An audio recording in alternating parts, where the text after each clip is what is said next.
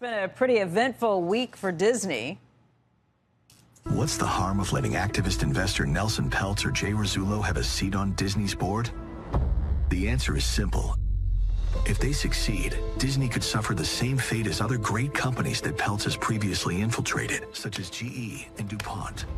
Nelson Peltz has a long history of attacking companies to the ultimate detriment of That's from a video Disney released in an attempt to fend off activist investor Nelson Peltz. Peltz's fund, Trian, issued a lengthy and spicy response, in part saying this charged and disingenuous rhetoric seems calculated to distract shareholders from Disney's poor track record and sidestep accountability.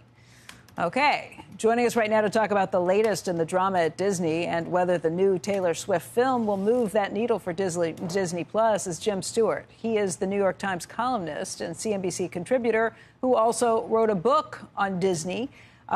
Jim, I have been a little struck by how strong Disney has come out against this attack. A lot of times you'll see big companies kind of playing like they are above the fray, like they don't want to get dragged down to the activist level. But the ad we just showed is almost an election-style campaigning ad that really comes out, and that's just the beginning of what Disney has had to say about this. What do you think? Yeah, I can't remember a recent proxy fight that has really become this nasty, and it is surprising given that it's coming from Disney, one of the most admired, best-known companies in the world. If there's any company that you thought might have been able to sort of float above the fray, I would have guessed that it might be Disney, but that's not what's happening. I mean, I've done a pretty deep dive into Nelson Peltz's track record at previous companies, and however you feel about him and whether he should be on the Disney board, it's just not true what that video says, that he's been destructive of value in the other companies where he has been on the board. They've released figures that show that the Trian, since when Peltz or a Trian partner goes on the board to when they leave, the shares gain roughly 17% on average. And that's substantially higher than the S&P over the period since Trian was formed. So why do you think Disney has taken this strident of an approach? Well, I think there are a number of reasons here. First of all, I think, no company, and by the way, when I've talked to a lot of these people where he's been there, none of them were happy when Nelson showed up as a shareholder. Management wants to continue their plans. They want a board that pretty much goes along with what they have to say. And they don't want someone barging in, asking tough questions. And then, by the way, taking credit in some cases for what they said they were going to do.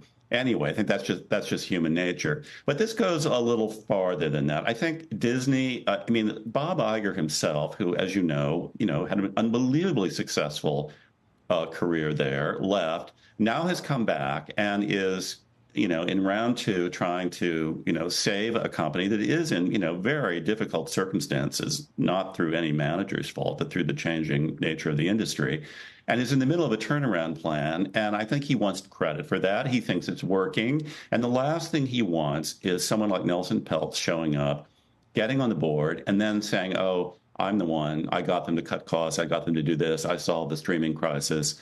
There is not enough room in the room for these two egos. Hey, Jim, one of the questions that's been asked about the Nelson Peltz sort of scorecard is when you're measuring it, right?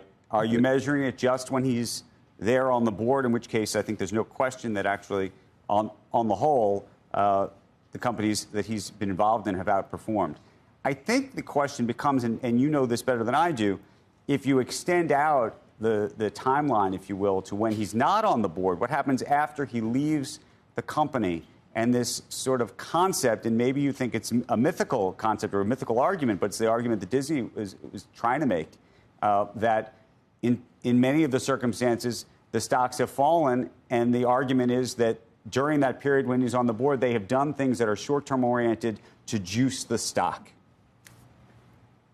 Well, obviously you can affect the results by picking the beginning and the end time tremendously. But I think that what Peltz is saying is a reasonable, it's not the only way of measuring return. And he certainly has argued very strenuously that he is far from a short-term investor. He's not like the typical leveraged buyout artist. He's not looking to go in there and do something quickly. I believe he's put out in their white papers that the average tenure of their holdings is about 6 years, which is, is pretty long term for.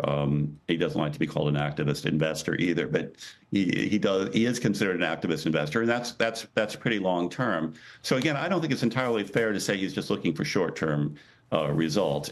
But there is no question that after he's out of these companies, some of them have not done as well, and he's still in a company like Wendy's, which did very well initially, and now has been struggling somewhat. But yet some of the tenures are really quite impressive. Procter and Gamble, Heinz, Kraft, have been spun off Mondelez. These companies have done very well.